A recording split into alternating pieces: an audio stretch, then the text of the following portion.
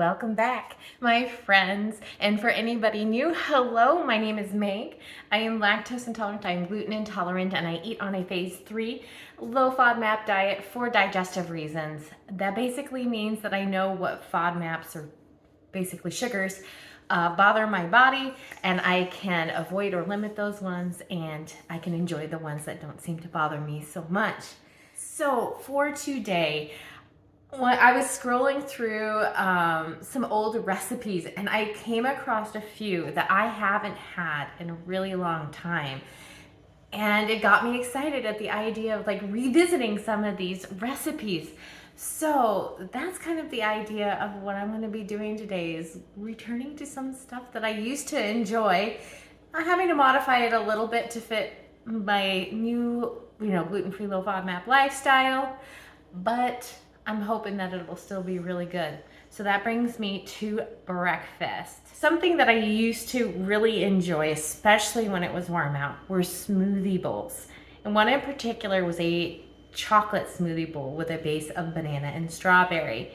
And though really good, the predominant flavor in it was banana, and strawberries are high in FODMAPs for me. So I kind of wanted to rethink it. What would be a good base for this smoothie bowl that wouldn't be too high in FODMAPs, that would be nice and creamy and delicious? And that got me thinking. And so I planned a little bit. I put this in the freezer a couple of hours ago before I went to the gym. It's just a little bit of yogurt, my lactose-free yogurt smeared on a plate, and a little bit of chopped up pineapple. And they are frozen solid now, and I think that this will be a great base for my smoothie bowl. So let's go ahead and grab the rest of the ingredients and get the smoothie bowl made, because I am hungry from going to the gym and I'm excited for breakfast. This recipe, along with all the other recipes that I make today, will be down in the description box. I broke up about 150 grams of the yogurt, the lactose-free yogurt that I froze, about 100 grams of frozen pineapple, a half a scoop of my chocolate protein powder, and I have this dark chocolate silk that I just put in, but you could use any other milk that you have available to you. I just thought it would be nice and chocolatey. This blender bottle, by the way, is amazing.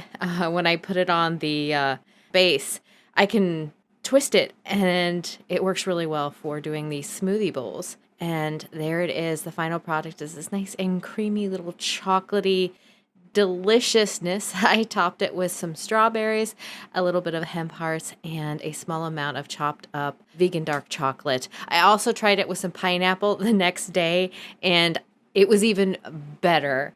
So those are two options for topping it. All right, there is the finished product. It is already starting to melt because, of course, it is a smoothie bowl. But is the flavor any good? I just kind of made this up as I was going. So let's see how it is. Ooh, I should put some strawberry on it. All right, there we go. There's the bite. If you like the combo of chocolate and pineapple like I do, that's really nice. I mean, is it like the super rich chocolatiness that I was kind of hoping for? Not exactly, but adding the little chocolate chips on top did add that super richness to the bite. So it's like, in the end, I really like it. I really like it. I mean, you could do like strawberries as the base. You could do the bananas as the base, if that's really what you wanted. But I like how it's a little bit different. This is one of those recipes, like I said, I kind of made up, but I think I will continue to tweak it a little bit in the future to get it to improve the texture even a little bit more. But yeah, that's not bad for something I just made up as I was going. So I'm going to go enjoy my breakfast, and I will see you guys back for lunchtime. It is getting close to lunchtime now. There are a few steps I need to do for lunch today, but what am I making? I used to love eating chicken Caesar wraps. who's with me on that. But I'm gonna make a few modifications to my old recipe. I found one that actually gave me a little bit of inspiration. I already have the oven going, warming up, because I'm making gluten-free pitas. I'm very excited about it. I did a very small amount of prep last night. I literally just took all the ingredients that the recipe had me use, dump it in the bowl for my stand mixer, and had that run for 5 minutes. It was almost no effort. Then I covered it and I put it in the fridge. That's all I've done with that so far. But I also need to get my tofu pressing because I'm going to be using tofu as the protein instead of chicken. So let's go ahead and get the tofu pressing while the oven is warming up, and then when that's ready, we can jump in and start making the pitas. To press tofu, you want to make a couple of slices carefully in the packaging and drain the liquid out in a sink. Then take the block out and put it in a clean towel or use some paper towels, wrap it up, and then you're going to top it with something heavy. I used plates. You could use a heavy pan as well, and then set it aside. I usually do that for about 30 minutes. Then I move on to the pita dough that I made the night before. I put it on a silicone mat and made sure to add a bunch of rice flour, split it into two. I made enough dough for 2 pitas. And then I kneaded the dough like the recipe said, which I thought was weird, but it actually did improve the quality of the texture of the dough. And then I added extra rice flour all over the surface of the dough ball before I went ahead and rolled it out. It was very specific about the size that you needed to roll it out to, so I was really careful to make sure that I followed the recipe. And then I took it and put it, using my rolling pin, put it on some parchment paper. I put the parchment paper in the preheated oven on an overturned cookie sheet. They also suggest using like a pizza stone. And I was so excited to see them puff up. I think they might have turned out. I was afraid they might not, because occasionally that just happens with me in gluten-free bread recipes. Worst case scenario, I was gonna have flatbread. Best case scenario, I have pita. I think I have pita. We'll see what happens when I try to open them up here in a little bit when they cool down, but I need to set these aside so that we can go ahead and get started on the tofu. I set the pita aside to cool, and in the meantime, let's get started on the tofu.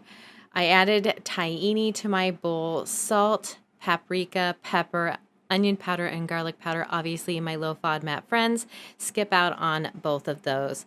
And I mixed it up, and it almost made like this peanut butter looking coating for the tofu. I took a half a block of the tofu and sliced it up into 5 slices, and then in half once more, giving me some pieces about this size. I coated each one of the pieces in the tahini mixture, and I lined them up on the same parchment paper that I used for the pitas. And then while that was baking, I made the Caesar-inspired dressing for this. The base is lactose-free yogurt, and I used a dash of garlic-infused oil since I skipped out on adding the tahini to this recipe and instead used miso. I also used about a quarter of a teaspoon of fish sauce and replaced the capers with pepperoncini peppers. I mixed everything up, and it actually kind of looked almost like a Caesar dressing. When the tofu was done baking, it looked gorgeous. Way better than I expected that it was going to, so I was pleasantly surprised. Went ahead and added some shredded lettuce and some more of those pepperoncini peppers that I really need to get used up into a bowl. I use these plantain nuggets that are honestly very stale. I was hoping that the dressing would make it not so obvious, but I've had them for also way too long. And this is what they look like if you've never had the little plantain crouton nuggets before. I don't have Parmesan cheese, but I do have sharp white cheddar cheese, which is a delightfully pungent cheese as well. So I figured it would be a good alternative. So I added a little bit of shredding to the dish, and a couple of spoons of the Caesar-inspired dressing. And I mixed that all up until the lettuce was nicely coated. Now it's time to cut into the pita to see if this worked. I was kind of nervous at this point, but I was super excited when I saw that I actually had pita. I clapped. I was so excited. I went ahead and filled each one of the pita with some of the salad that I had dressed, and then I put a few pieces of the tofu inside, and this is the final product. It's beautiful. Had a little bit, about 40 grams of grapes on the side, but I was pleasantly surprised by how gorgeous it was. There is the final tofu Caesar stuffed pita. I already did try the Caesar inspired dressing. Is it Caesar? No. But does it like fill the gap for like that creamy saltiness that Caesar has? Absolutely. So I was just creative, came up with something, and it's not bad at all. What I'm really interested in trying though is this tofu. I think I'm gonna try it on its own first. I'm really excited because it looks really good. That's interesting. It's good. It's not like a crispy outside coating. It's softer, but it's like really nice texture contrast to tofu. That's not bad. That's not bad. I have a feeling it's gonna be great in this little sandwich. I also want to try a little bit of the pita on its own. I just ripped off a little bit of the corner, so we'll give it a try. The dough is a little bit salty and a little bit doughy, but that just could be because I didn't cook it long enough or hot enough. I didn't have like a stone, like a pizza stone in my oven, so maybe it would improve it if I did. Maybe next time I'll cook it on cast iron and see how that goes. But let's go ahead and try a whole bite with everything. I think I'm gonna take a bite right out over here at this corner.